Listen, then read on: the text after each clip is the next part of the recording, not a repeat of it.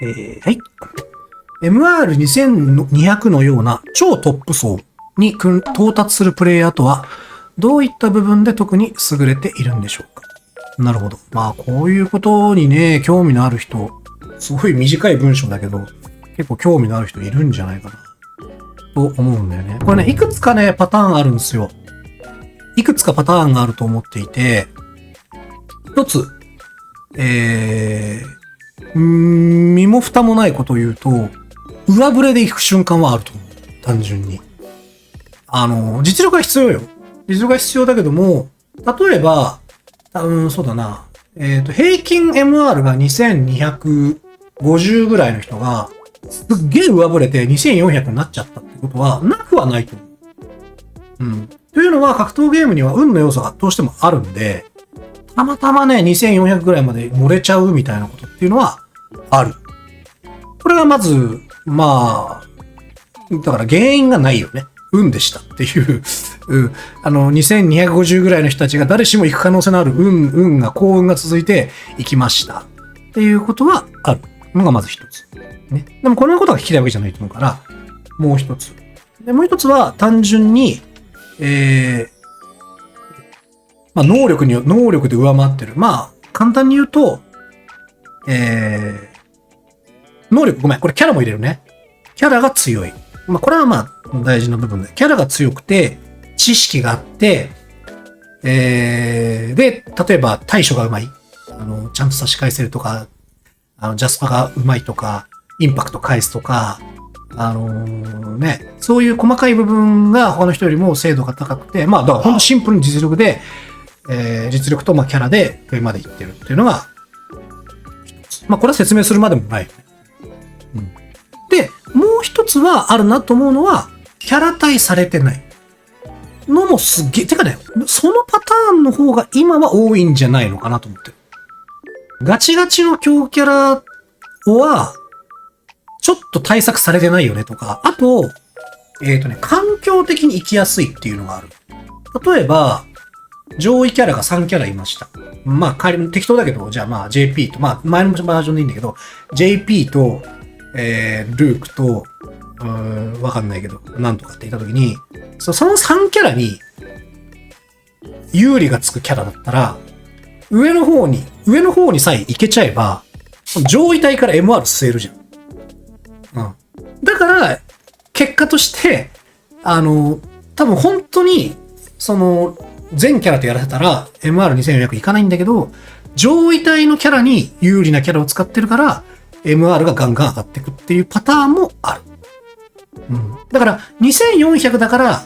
じゃあトーナメント安定して勝てるかっていうと、実はそうじゃない。勝ったりもすると。ここはね、落とし穴なんだよね。MR2400 とか、まあ、2300あれば間違いなく強いんだけど、実は、今、強いとされてるキャラに有利なキャラを使ってるから、上振れてるっていう、環境的に上振れてるっていうパターンもある。で、これ難しい判断だね。うん。まあでもその上位層の間では、口に出さずとも分かってると思うよ。この MR は、なんかこういう理由だなとかさ。まあこいつは実力だなとかさ。まあそれはね、正直ね、それぞれみんな分かってる。うん。そう。ですね。まあでもなかなか難しいよね。このレベルの高い中2400いくのはなかなか、ただじゃないと。まあ当然超強い人よ。ほんと一握り。上位 0. 何パーみたいな人にしか与えられてない権利だけど、その中でも行くとしたらそういう、プラス部分、ボーナス部分があるかなっていう。単純な実力だけで24行くのは相当厳しいと思うね。これがまあスーパーレターですね。スーパーレターは今日1個かな。こんにちは、今原さんはじめまして。私は昨年格ゲーをデビューし、それ以来仲良くなった方々と格ゲーをしたり、SFL などの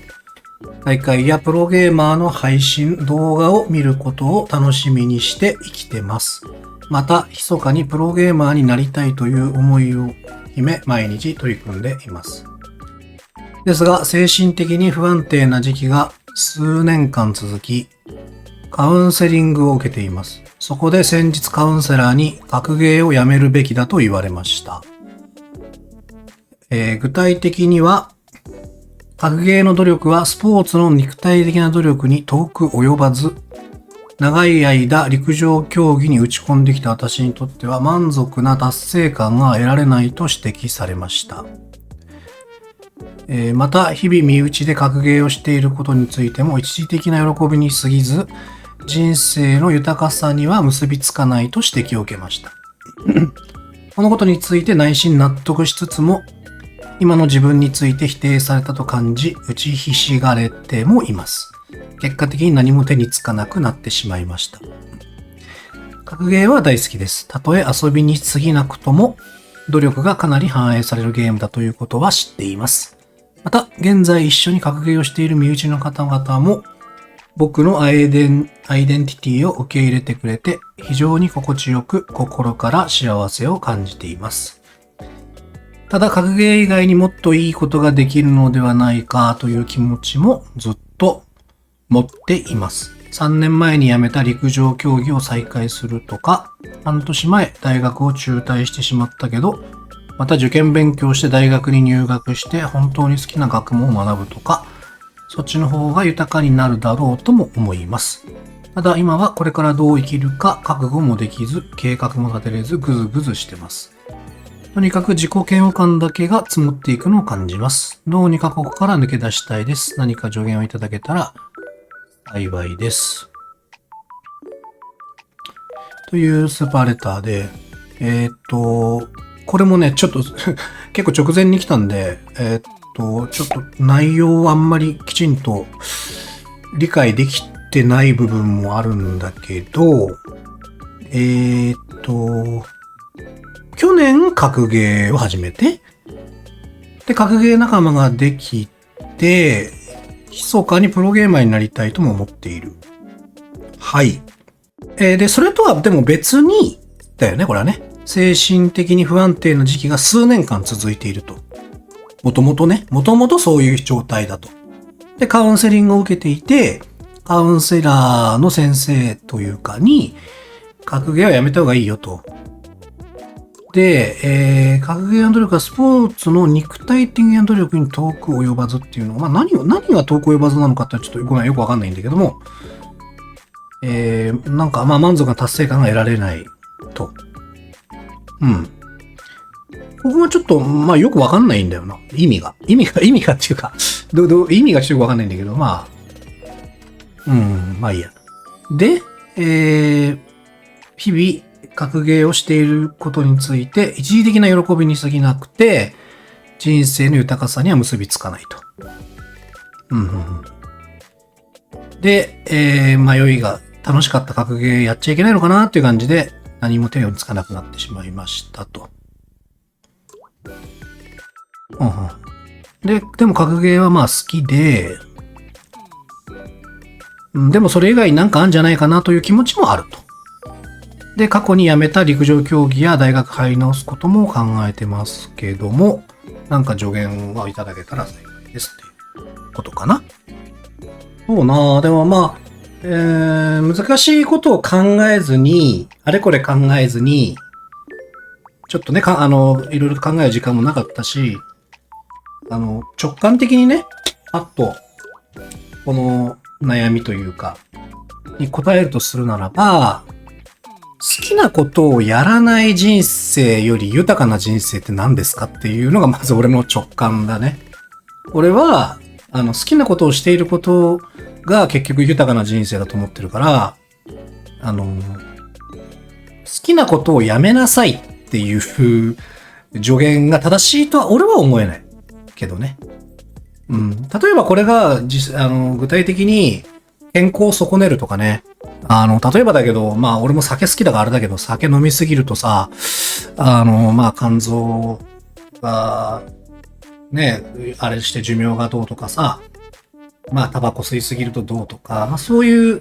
ね、ギャンブルだとお金がなくなっちゃってとかって、具体的に、人生の大きな障害になりかねないリスクがあるならわかるけど、別に格闘ゲームをやりすぎたらなんだってそうだけどね。趣味の世界に没頭しすぎたらなんだって影響あると思うけど、特別格ゲーをやることによる、まあ人生のそういう分かりやすくマイナスなことって、俺は思い浮かばないよ。まあもうやりすぎりゃなんだってダメだろうけど、格ゲーをやってるからダメになってしまうことっていうのは、俺は思いつかないね。むしろ好きなことを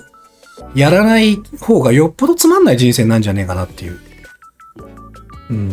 ただその豊かさっていう部分の、まあこれ定義なんだけども、お金になんないんだからやめときなさいよっていう話であれば、まあそれはそうかなと思うね。まあ趣味って基本的にお金にならないもんだと思うけど、まあでもまあそうか、プロゲーマーになりたいって思ってるのか。でもそれ言ったらね、陸上競技だってお金に変えるのは難しいだろうしね。だから、なんかちょっと、その人生の豊かさっていうものを明確に自分の中で定義づける必要があるよね。まあまだ若いから難しいと思うんだけど、俺は、もちろんさ、お金はあれは困んないし、まあ健康とかも大事なんだけど、やっぱ好きなことやってるっていうのは、人生が豊かっていうことだと思うけど、しかも理解ある友達もいるんでしょう。言うことねえと思うんだけど。まあなぜかね、精神的に不安定だ、みたいだけど。そうね。まあただその社会的に認められない、まあだいぶ今変わってきたけど、社会的に認められないことをずっとやることが、どんどん不安になっていったり、自己嫌悪感が増していくっていうのは、まあ、全くその通りっていうかわかるから、なんとか自分の人生の道になるようなことをしたい。で、そのために陸上やったり、学業に打ち込むというか、またやりたいっていうんであれば、まあいいんじゃないっていうか、思うけどね。まあ格ゲーは趣味程度にしておいてね。まあ俺も似たような悩みを抱えてたから、まあその気持ちはわかるけど、結局この年になってみて、まあいろいろ迷ってたけど、好きなものがあってよかったなーって心から思える人生を送ってるんで、まあそれが全ての人に当てはまるかどうかわかんないけどね。そう。だからまあ豊かという言葉を何度か使ってるけど、豊かとは何ぞやっていうことを一回考えてみてはどうでしょう。人生の豊かさって何だって。お金か名誉か心が満たされてることかっていうさ、ちょっと考えてみてはどうでしょう。